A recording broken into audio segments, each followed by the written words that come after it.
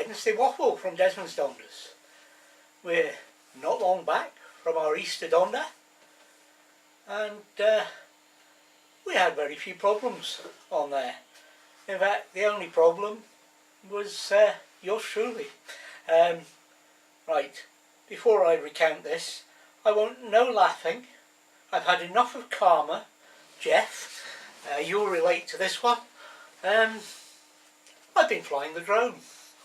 I flew the drone up and down the river, and I landed it beside me. I got up to turn around and pick it up and go back to the van. As I turned round, I tripped over, fell backwards and landed in the river. Jet of water shot up, covered the drone. However, thankfully the drone is okay. I wish the same could be said for me. I have sore shoulders where I tried to save myself, sore arms, the same, sore back, sore legs, and I would have gone to A&E, but there's yet no known way of putting a coccyx in a splint, is there, HI? Anyway, I'm fine. The drone has dried out and is fine. So that's all it is. We had a great time, apart from me falling in the river. But there you go. So, video of the week this week is different. It's already on my community tab, but there'll be a link and an end card. And it's from the group Disturbed. And it's their Something Worth Fighting For video, and has a great message, so take a look. And now on to this week's tale, which is not a tale. You may feel you've already had one, but we're talking the part 2 of the video I did last week, and this is the safety and security side of it. Really, on safety, you've got to think, how safe is your park up? Are you parked up in the roughest place on earth? The estate where all the druggies and what have you sell their wares in the town you're at? Or are you on a motorway service station in France, for example? They're not the safest places. So think about, are you in a dangerous spot? Have you parked in a safe place? And remember our rule about that. If one of us doesn't feel right, doesn't feel safe about a park up, we move on. We haven't had a problem with most park ups. We've had 1 or 2 people tooting horns. Yeah, it's usually nearly their bedtime, and they usually go away. But we've had no real bother. Just be aware where you are parking. Security is purely a matter of how far you want to go. You hear all sorts about locks on doors, this, that and the other, windows, etc. So my view on security is, if you're not in the van, make sure everything is put away, hidden from view. That may want, the casual thief to smash a window and try and break in. Lock the doors, put the alarm on, turn the seats so that they're up against the doors.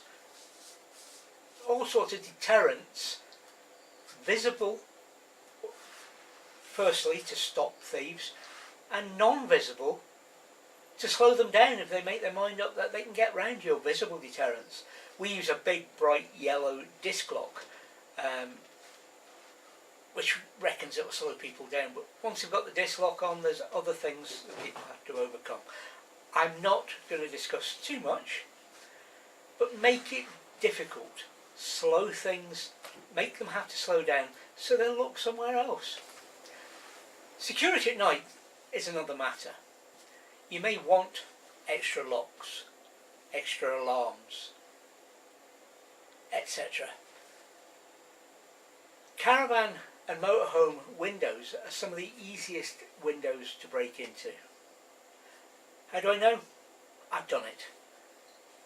We were on a rally once. People we knew had left their their door open, it had slammed shut, their keys were inside, and the locks back then could drop down and lock, and they did.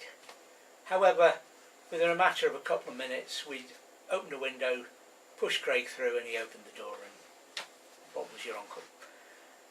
So look at the locks for doors. Now you don't have to go and look at the locks for windows. Don't have to spend a great deal. I'm not going to go into our security system, but it costs pennies and it reinforces the existing plastic locks. That's all. But it slows people down. And because we've done each lock, window fastening, they've got to do the same thing 4 times to open up one window. Now, anybody who meets up with me, I'll certainly show, but I'm not going to discuss in an open forum how we secure our windows. You can buy locks, but at £10 a window catch, it soon gets expensive. As I say, make it difficult with visible deterrents. Have a second line of security, which is not necessarily visible, but will stop them. And most importantly, have somewhere for safe storage of cash, passports if you're abroad, and any documentation you need to carry. We have a safe. The key is with us.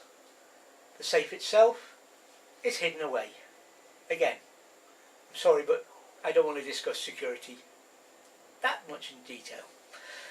And when we're in a place that requires it, valuables, etc. are locked in there. Not that we carry much valuables with us anyway. Just Lindsay, of course. Personal safety, well, that's up to you. How far are you willing to go to defend if you do have a break-in?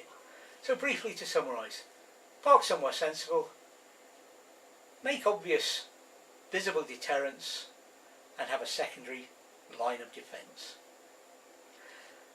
In 4 years, touch wood, we've not had a problem. Not to say we won't have, but we hopefully have many more years of safe, secure motorhoming ahead of us. So thank you for watching Desmond Saunders, and we'll be back next week to tell in tales. Join us on Friday for more from the Tom Ravelli Stones and our meeting with Colin, and we'll see you next time on Desmond Saunders. Bye for now.